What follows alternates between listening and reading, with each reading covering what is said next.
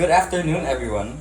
Welcome to the Knights of the Round Table podcast. It's 24th of January, year 2020. And uwi na naman dito sa campus. Nag-i-enjoy yung mga estudyante. Yeah. Since weekend. Weekend na, yeah. Oo nga eh. Huwag mong kalimutan mo. Oh my gosh, where are our manners? Ako nga pala si Julio, Lorenzo, as Simando. Ako naman si Clyde, Humphrey, Oriño. And Yan.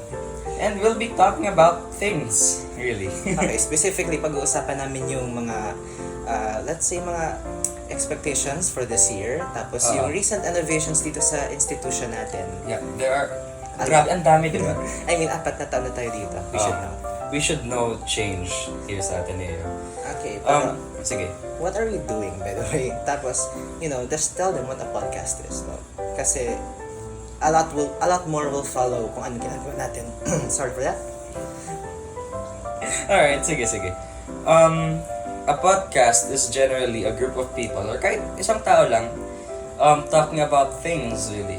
Anything under the sun. So let's say si Ellen DeGeneres, usually may guest siya. Pero in this scenario, alisin mo si Ellen DeGeneres, and yung guest na mag-uusap. Oo. Generally, ganyan. Pero sa podcast natin dito sa Knights of the Round Table, may mga, kung gusto nyo sumali, there are, for students na naman siya of Ateneo, of course, may mga steps siya for applying. Let's say, for weekdays, please approach, or come to the To the campus ministry office, yan. Tapos, And look for either Vhan Llupar or Sir Dominic Monit. And you have to, fill up an application form. Tapos, wait for your screening, and then after that screening, wait for your message. okay, just check your check your DMs, slide to yung DMs. Oh my God. Pero technically speaking, before you can even apply, siguraduhin mo muna na interesado ka sa gagawin mo. Yeah, podcasting is really fun. Sinasabi ko sa'yo, Clyde. Yeah. But hard. It's hard, sure, pero I'm an avid listener of podcasts. I like listening to podcasts when I'm bored. Don't worry, documentaries naman sa akin. So I know what that guy is doing, yung microphone nandyan, tapos may script, and just keeps being, look at that one creature. Okay, so basically I know what it does, kaya buti nga, At least my concept. This is kind of strange. Ito yung first episode ng podcast na to. Grabe, no? Okay, look, there's some pressure na is pushing upon us. Pero really, kasi nga, we are already grade 10 students, and we know that change is imminent. It's always constant. It's never changing. Like, sinasabi ko sa'yo, nag-change ako from grade 7 to grade 10. Nag-grow ako ng 1 inch. Yes. I started from being Naruto to like being the Hokage. Kasi I remember yung yung times na nasa grade 7 ako, I was LG 212. 213 ka, diba? Yeah. So you should have seen me running like a ninja and casting some, ninjutsus for no reason. Okay? Tapos natandaan ko I think yung mga doors atin natin, tapos yung mga walls were like gray pa ata, diba? Yun. Tapos, oh my God. I think yung pagtakbo ko, I will remember that day na nalibot ko yung buong building running like that. Oh my God. And hindi naman ako na-bully for that. Thank God. Pero, I found myself silly nung nandito na ako sa grade 10. Like, what are you doing? Oh my God. Nahanap pa ba yung Area 51? Okay. Oh yeah. Pero let's start with, wala akong flight ticket papuntang US. Tapos may pasok ata nun, diba? September something yun. So, wag mo akong papuntahin ng US. Nagnarutoron ka, malay ko pa. Nagnaruto rin ako papuntang YouTube. Tapos na lang ako nanood ng kung ano nangyari, and balita ko isang lalaki lang naman yung tumakbo. Yun, diba? Right. Oh my God. Okay. Wow. Grabe, yung change ko, I'm gonna focus on last year's change. Let me just say, napaka-emo ko nun. Woo? Oo? Yeah. Legit, napaka-emo ko nun. And I think it's safe to say, edgy ako nun eh. Na-notice mo ba ako? Well, like, ewan ko ba, I'm just so... Okay. Honestly though, magkatabi tayong LG last year. I know. I never saw you. You never saw me. Wait, anong LG mo nung grade 8? 429. Oh, okay, akala ko like, akala ko like, hindi, Pag ng grade 8, ano LG mo? 4 to 5. I think, honors class ka ba dati? Oo. Nung eight? Akala ko kasi like 3 years tayo magkatabi ko. Hindi, nung grade 7 lang naman, tapos grade 9. Oo. Ayun lang naman. Yan lang. Eh, Grabe, ang edgy ko nun, yung grade 9. Okay, just kaya nagtanong ka sa akin na if napansin kita, I never go out of the classroom. Kasi and lumalawas naman ako, pero my priority was, bantayan yung class, sawayin. Kasi alam mo naman dyan ang karamihan, they can't, stop being naughty. Kaya, Nice. And nung grade 9, I could say is yung yung year of, how do I say this? Na-reveal sa akin lahat. Yung everything I needed to know about life, or at least a small part of it, nalaman ko na. It's, well, deep. It's not something I wanna share. yeah, don't worry. Oo. We're not going to share everything in our Everything. secret Pero, books. I felt pain last year. 2019 was one crazy year. Oo nga. Don't worry. 2017 up to 2020 is a years of pain actually. Come on, admit it, lahat tayo naka-experience ng heartache Oo nga. through those years. Through those years. Pero last year, it wasn't just pain from romantic heartbreak. I don't Pain think from nangyari almost sa akin dun. Ang nangyari sa akin ata was pain from extreme, Fatigue or, no, not fatigue. Ano siya, like, it's the pain you get when you realize na you aren't you aren't doing the best that you can, and you aren't being the best version of yourself. Like, hindi ko na-embody yung magis sa mga ginagawa ko sa buhay. And not just academically, pero kahit Yeah, outside that, as a person. as a person, naramdaman ko na parang hindi ko na-fulfill yung parang goal ko to be better than myself the previous years. Well, pity me then. Kasi nung grade 7 ata ako nun, nalaman ko lang yung definition of magis was, doing more than you're usually doing. Okay, usually kasi I just read, then pass. Tapos, until day by day, I start doing yung parang more than I can. And then over the years, I experienced na naman yung, let's say, one heartbreak. It's not really heartbreak kasi nothing really was official. Pero let's say na it was a heartache kasi it hurt. Okay? It hurt. Kaya, pero naman, what can I say? Kasi, nung grade 7, I was really curious of myself. I was not sure of who I am, what I am, where I am. Just so you know, nandito tayo sa Kailan Drive. Yeah, Kilometers hindi, kasi, Ateneo Dinaga. hindi, pero hindi lang yun. Kasi like, nung nasa grade 6 pa lang ako nun, nobody asked me kung saan ko gusto mag-grade 7. Nobody dared ask me. Tapos sabi ko, Ateneo. And then, nung pagdating ko dito sa campus, nasan ako? I wondered, anong ginagawa ko dito? And then, I remember that picture nung pagpasok ko dito for the entrance exam ata yun. I remembered yung covered courts, tas yung image Dude, ni...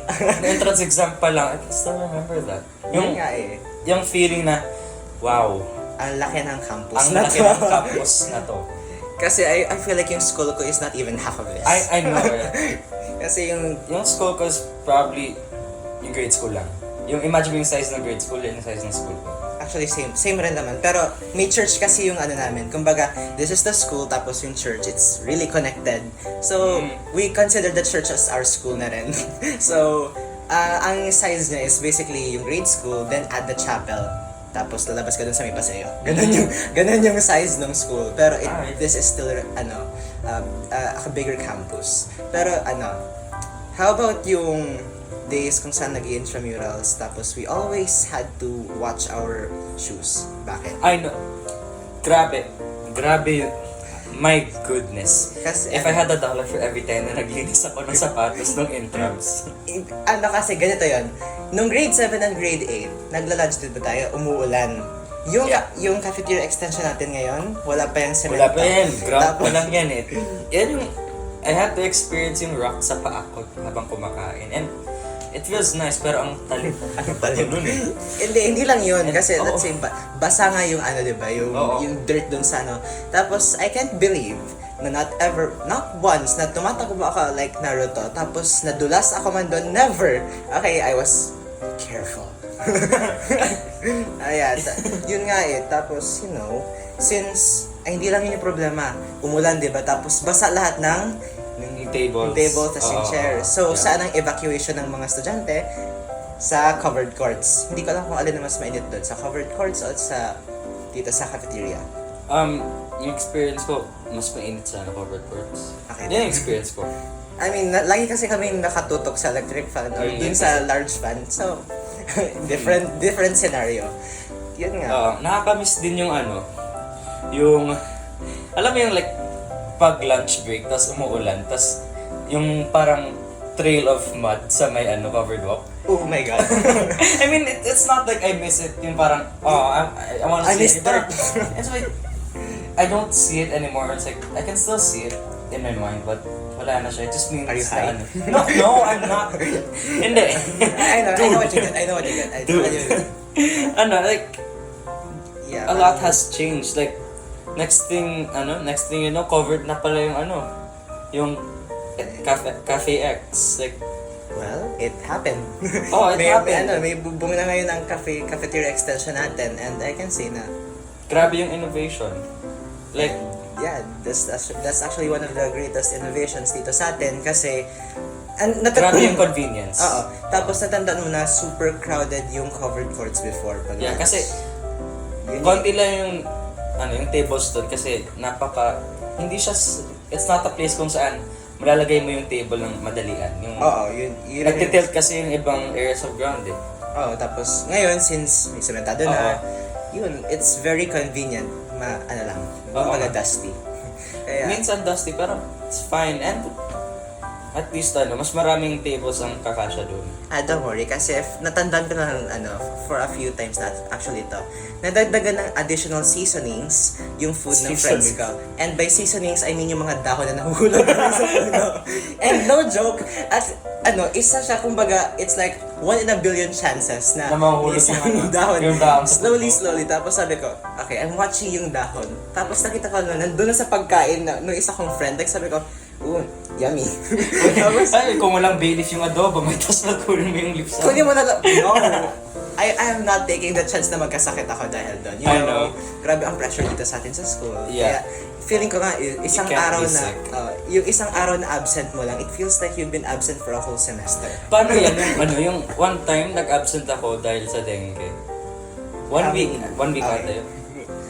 One whole week, wala ako nun. Best part, exams pa nun. Like, grabe yung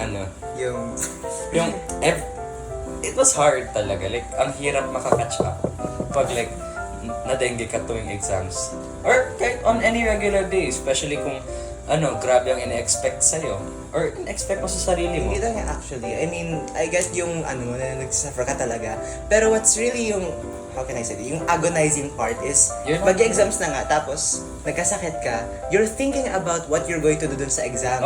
Yung thought ng exam, hindi na aalis sa isip mo. Nakakaano siya, like, I don't wanna say na pero like, yung pressure gets to me and it's harder to recover. Or at least, I can't calm down pag So medyo like, masyadong nag-overthink ako, nagpa-panic Ayun, attacks ako kapag may sakit ako because yung responsibilities. yung responsibilities ko, like, hindi ko mafulfill and ang hirap lang talaga mag-absent sa school din. Yeah, I mean, not just any school. Come on. Eto kasi, it's, Let's just say na lang may higher standards. Yeah. Tapos, nung grade 9 actually, I came to a point na na-realize ko, where did the arts room come from? Tapos then I look back dun sa memories ko ng yung teachers natin nung grade 7. Naglalakad sila sa corridors na may dalang sangkaterbak na notebook and mga papel. So sabi ko, oh my God, nakakaawa sila. And Like, every day, ilang LGs ang hawak ng isang MAPE teacher? Halos lahat. Halos lahat, diba? Halos lahat ng LG sa isang batch and like, isa pa sa tapos, isang batch. Tapos isang tao lang yung nagmamanage no? Ang hirap kayong like, okay, let's say, sa umaga, may 4 kang LG. Do you really have to bring lahat ng gamit mo sa'yo? Let's say, I guess so. Let's say, imagine mo na to, a laptop, a notebook, a pen, tapos, not a notebook, notebooks. Oo nga. And let's say, kinokollect pa yung mga notebooks. tapos yung mga estudyante mo, let's say, lumalampas ng 40. Oh my God. Ma'am, did you go shopping? Hindi lang. Pero like, I mean, yung like legit first innovation, if I could call it, was the arts room that we had. that was one of the best. Or at least, what I noticed, yung na-notice ko, yung first innovation was the arts It room. was the arts room. It was good. I mean, in general, para lang siyang classroom. It's just a room, pero iba ang vibe niya. Iba ang vibe kasi punong-puno siya ng artworks doon. Oo. That's what makes it parang separate from the normal classrooms. Classroom, like, tapos, It's so plain sa classroom. Walang artistic inspiration. boring like that. Parang Hindi ganyan. naman sa boring, pero parang ganun. Plain. O, see, you It's can't plain. even Yeah, I can't. Oo nga, sige, na-justify mo na. Oo. Kaya, kasi, pagpasok mo dun sa arts room, the first thing you will see, yung isang image ata dun, or paintings ng mga one of our best artists dito sa school. And you just can't help but wonder, how did they do that? Oo Parang nga. ganyan, grabe Yung mga, ang talent. yung mga bars ng perla. Oo, yung colored soap bars. colored soap doon. Tapos, I think I remember taking a handful of those beads na nakalagay doon sa... Don't ask why, pero kumuha ako doon ng isang handful. Tapos, hindi ako nakita ni Ma'am Dada. So, nung pagdating ko sa classroom, binila ko siya. Tapos, don't worry. What do you call this? The fifth commandment says, or... The sixth. No, sixth. And then the seventh. Oh my God. It's the seventh. The seventh commandment. The seventh commandment says that thou shalt not steal, but nor does it say thou shalt not swap. Kasi the next week, bumili ako ng beads, pinalitan ko kung anong kinuha ka doon. I mean, don't worry, I did it just like once. Kasi I was so curious kasi. Makakonsensya kaya ako din. Kasi ganito yan. I have such a fund for things that are shiny. So like metal, beads, especially Wow. mga circular, spherical. So, Alright. Sige. especially yung I'm really amazed yung sa globe, diba? Alam mo yung malaking Yeah, globe. yung malaking globe. I am so amazed Oo. kaya ginaganyan ko lang yung, and finding yung, our country na sobrang liit. Took me like 2 minutes to find. Yeah. Yun nga tapos, through the years ata, ng grade 8, nadagdag na, ginawa na ba yung cafeteria extension? Like, yung starting pa lang, yung foundation? Nag-start ata yung natin, cafeteria extension nung grade 8 or 9. Basta I'm sure grade 9 nandyan na yun. Nandiyan na kasi nagda-lunch tayo nun. Feeling ko nga actually, kasi I still have memories of peacetime grade 8. I think nagla-lunch kami doon, we were comfortable, medyo madilim. So feeling ko may patong na doon Ay, sa oo, taas. yeah, I remember. May patong Bumili ako sa ng taas. t-shirt nun, tapos naalala ko yung ground. Wala lang, weird memory. Naalala ko, bumili I ako ng haven't t-shirt. even bought a single t-shirt from this institution, and I'm pitiful of myself kasi Pero you can now. May Wait. There's a way to get merchandise ngayon. Pumunta ka sa CSA. Available dito yan sa Ateneo. And I mean it's good, diba? We have our own merch. You wanna support us? Kinig kayo, guys, ha? Sorry. If you wanna support Ateneo, you can definitely. I mean, wait. I'm just a fan of hoodies. I'm not fan of t-shirts. Saktong-sakto. Ateneo Danaga University Junior High School. We sell hoodies. Okay. Size from XS to XL. Colors gray and blue. Limited stocks only. Available in the CSA. That was pero no joke though, I have not seen yung mga hoodies na nandun sa CSA. Nor have I entered CSA para lang pass ng requirements ata yun. Pero sa outsiders, please go to Adnu Jhs. Adnu Jhs. Salan Drive. Sa Pakol dito. Kaya tapos diretso na lang kayo sa CSA office, hanapin niyo si Sir Aian or si Sir Ed Ed Flores. Oh my God, sorry. Pardon my name drop. It's Ed Flores. Or Sir Aian And mag-inquire na lang kayo regarding the hoodies. Yeah, it's... Yeah. Bumili ako ng dalawa actually. Yeah. Can I have that? Support. No, you buy your own. Oh my god, come on. Build up your own collection, dude.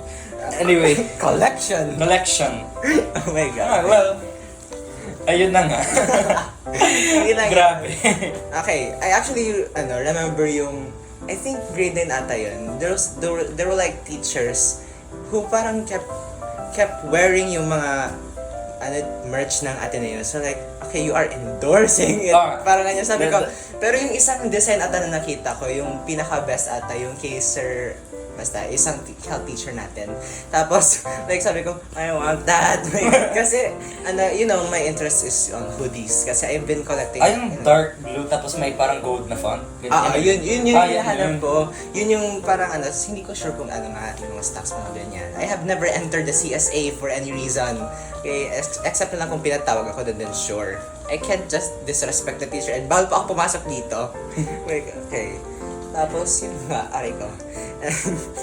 Nung this year actually, nakita mo yung mga water dispensers dun sa may library, dun sa 3rd floor. Tapos yung water fountains, yeah. Yeah, exactly. Innovation. Another innovation. Kasi before, nung wala pa yung mga dispensers na yun, Saan tayo sa may canteen doors? Sa may doors yun. And dalawa lang yun. So you have to wait a really long line. Naalala ko na nung grade 7, first day ko. Ang haba ng pila sa water line. And magta-time na pero wala pa akong water. Sabi ko, oh my gosh, paano na to? Why not risk? Stay hydrated, fam. Stay hydrated. Yeah, exactly. I mean, kung malilate ka na, which is more important? Yung fact na malilate ka? Or yung water? Sabi ko, Orsem lang naman, di ba? Okay, so, Joke. Orsem lang naman pala my God. Orsem lang naman nun. Kala ko naman, nandiyan na yung, nandiyan na yung math teacher mo na naghihintay pagpasok mo. Nasaan ka? Saan ka galing? you know that stare pag late yung estudyante and ang awkward mo pumasok. Come on. Every single time, parang, oh my. I've experienced too many things like that and ayoko nang i-relive. Guys. I mean, I don't want to relive it, pero I want to keep on reflecting it. Like, why did that happen? Kasi usually I can't... What made me do that in the first place? Exactly. What, parang like, how can I say this in a term na parang maintindihan ng lahat? Ganito na lang. Parang, I can't sleep na may nangyaring something. When you remember something 4 years ago na ginawa mo, super embarrassing. And yung let's say, nasa math summative test ka, it's a very important test na pag nabagsak mo to, bagsak na yung grade mo. Tapos biglang, natandaan mo yung one time na super embarrassing nung grade 7 ka. Tapos you just freeze on your tracks. You don't know what you're going to do. You just stare for some reason, and you wasted 10 minutes. Tapos bigla yung teacher mo, okay, please pass your papers. Sir, teka lang, wait lang. Tapos, thank God, ang bait ng teacher namin. Sabi, okay, another 5 minutes. I could not finish one equation within 5 minutes. Okay, I was that bad at math nung grade 7 ako. Even now. I mean, I'm not guilty to say it. It's true. I am bad at math. But hey, I'm good at science. That's another boast. Reverse tayo. I wouldn't say good ako sa math. I can do... I'm decent. I'm decent sa math. If I understand it, I'm probably decent. Sa science though, depende rin sa kung ano branch ng science. Physics, no. I hate anything that has to do with pure math. That's basically it. Hindi ko kaya ang physics kasi I don't know, it's just not my thing. Biology, okay pa. Memorization ng karamihan yan. Yung lesson natin ngayon, endocrine system. Yeah. Exactly, diba? So what hormones are flowing in your body right now? Dopamine, I'm happy. Neurotransmitter yan. Dopamine. Dopamine kasi is for, specifically for joy. Oo nga. Tapos, oxytocin is for social bonding. Yeah. See? Quote-unquote, padu hormone. Pero yeah, I can thank my hormones for making me look this good. Thank you for that. Wow. Kaya nga, diba? Pero anyways, joking aside. Well, if I'm really gonna be honest, this year, in-expect ko talaga na babagsak ako. Or like, hindi ako makakapass for honors or something. Like, feeling ko, yung grade score gonna go down. Yan yung expectation ko sa sarili ko this 2020. Parang, Or at least yan yung in-expect ko for the second term. I mean, mine did. So, Yung nangyari, majority yung nangyari of sa mine akin did. was, nung midterms ang second term, na-realize ko ang baba ng scores ko and I haven't been doing a lot. And I'm actually kinda lucky na nagising ako. Like, namulat ako dun. Like, I need to start working hard. Kasi last year na to eh. Yun nga, tapos, you're gonna walk out of this, You're gonna walk out of the 4 pillars and you're gonna ask yourself, saan worth it galing ba? yung, Oh. saan galing yung 75 ko? You're gonna walk out the 4 pillars, tas sabihin mo, wait lang, or, worthy ba ako dito? Nag-effort ba ako? Nag-matches ba ako dito? I mean, ako kasi, I would say na I just gave my average effort. So, na-realize ko nung midterm ng second term this grade 10 na I had to do something, otherwise baka I might disappoint myself. Again, I mean, I've been disappointing myself since grade 7. I mean, kasi to disappoint yourself, may standards ka para sa sarili mo. But sa akin kasi, I mean, I put standards for myself, pero not on academics. I focus more on core of being a person and ethics talaga. This is why It's I don't good, give much of parang attention on academics. But I really need to pass. I will not forgive myself for failing. Na-notice ko nung, when I met yung parang na-notice ko yung sa midterm, last term, I noticed talaga na ang attitude ko rin, like, it wasn't the best per se. I wasn't working as hard as I wanted to work. I think I can say for myself. Kasi, And also yung attitude ko rin with other people, I guess I haven't been super social with or at least I haven't been as open as I was before. well, relatively speaking, para sa akin naman, on the other hand, I mean, I was social, pero I can feel myself being a bit fake. And like, I hate being fake to people, pero Ako rin. you just don't wanna I hurt can't their help feelings. it. Oh, I diba? can't help it. Pero, then again, you have to be transparent with people. Communication is key, diba? If you really care for the people, if you care for other persons, you tell them what they need to work on. Or parang you'd be honest to them. Kasi, if you just keep saying white lies, baka things won't, they won't go right. Kasi, I mean, for me kasi, I would be rather hated for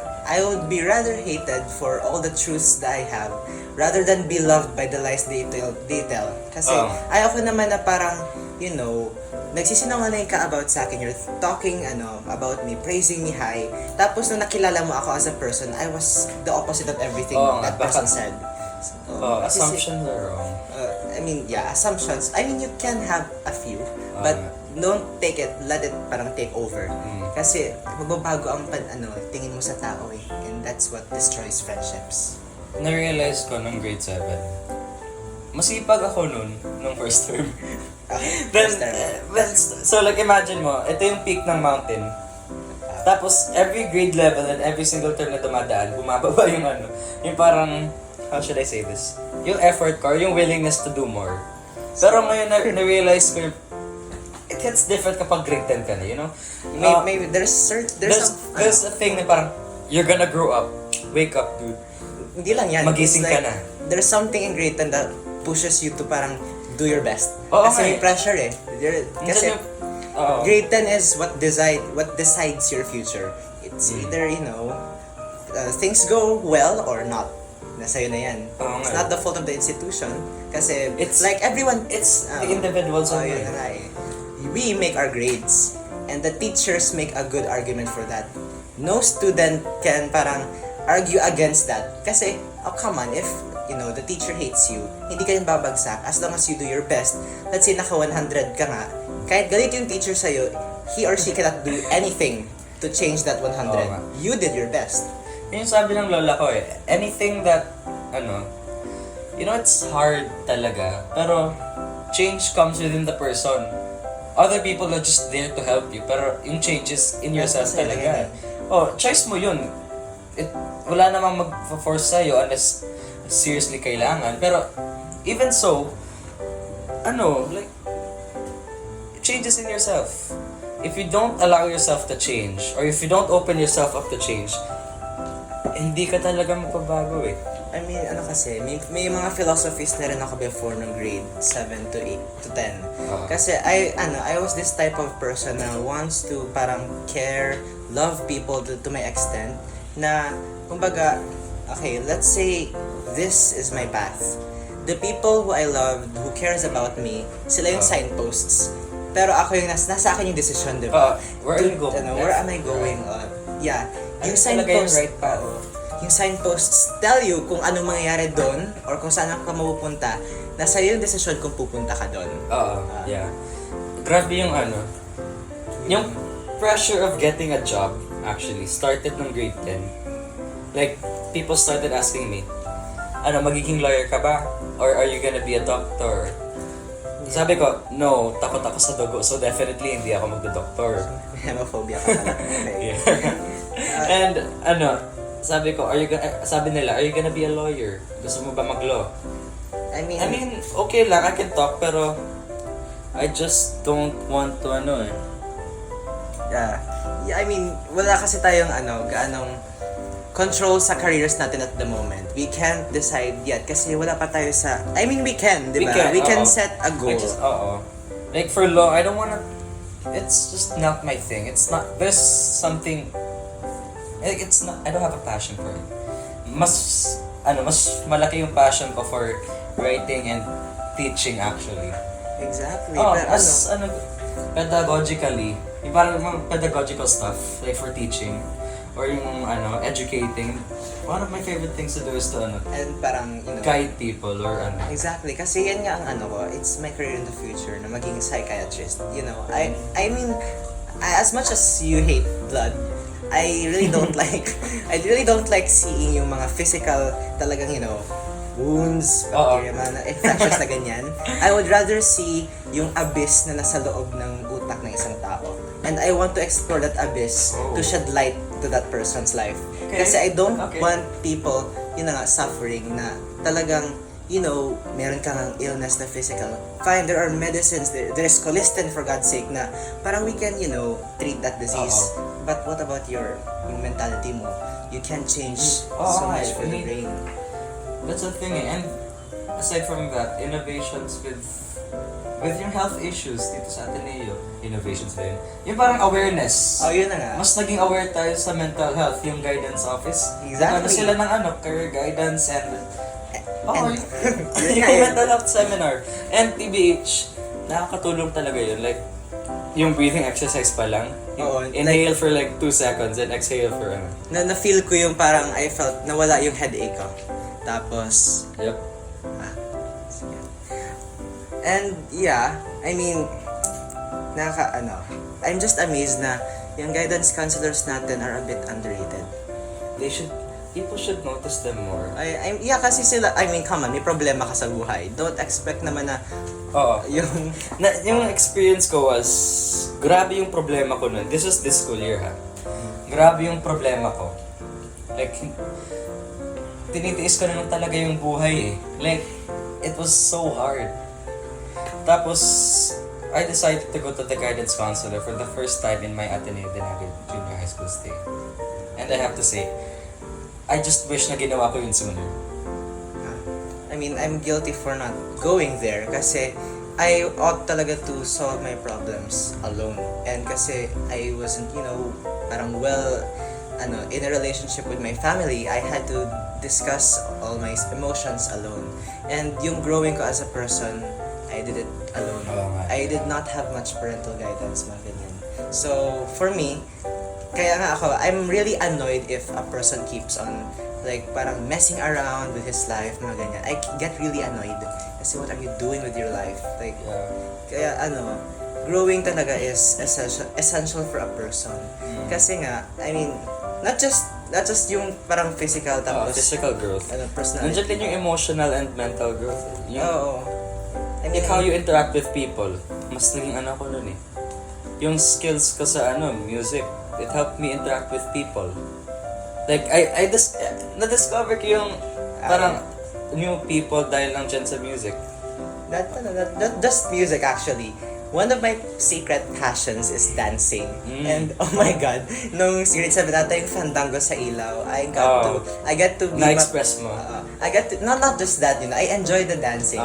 But one of the parang, I'm not speaking for everybody here, pero I think lahat naman ata kikiligin pag nakapartner mo si crush, diba? I mean, oh my god.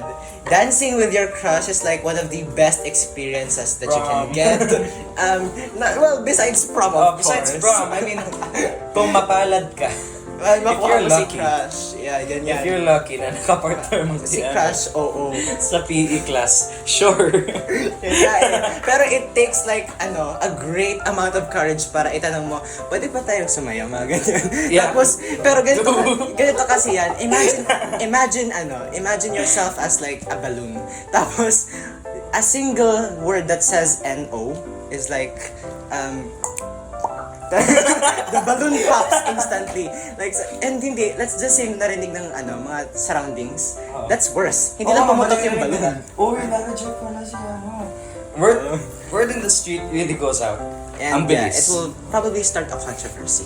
Kaya, one of my, parang mga, fears is yung controversies. I don't want being talked secretly. Parang mga ganyan.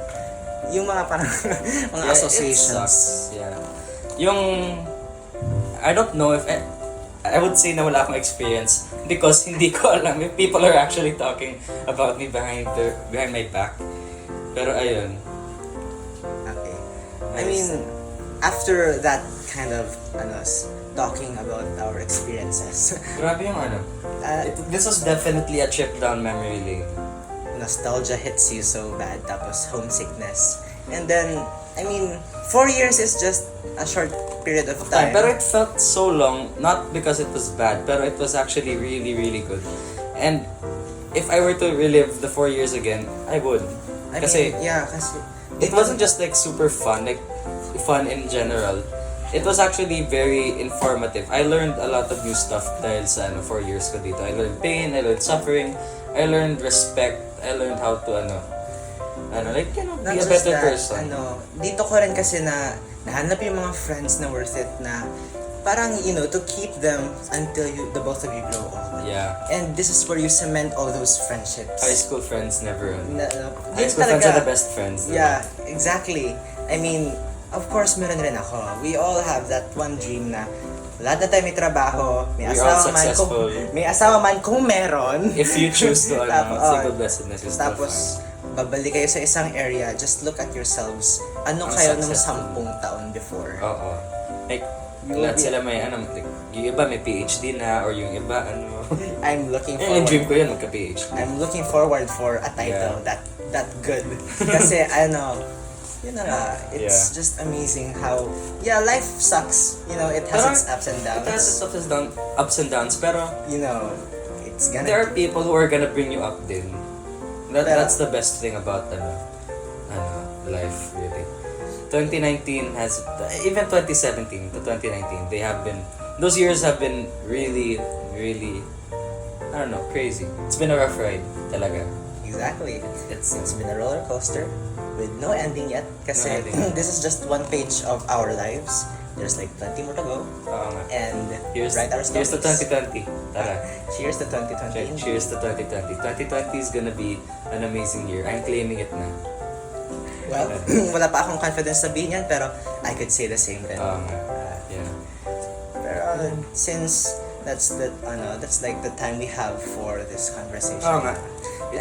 This was fun. Seryoso. Really, I got lost into parang conversations na feeling ko na hindi pa sapat yung oras, diba? Yeah. You could go on for like hours. I could go on for hours just to describe my 4 years. Wala pa dyan yung other stuff that I learned sa Ateneo. Plus, what I described to you was like, parang broad. It was just a gist.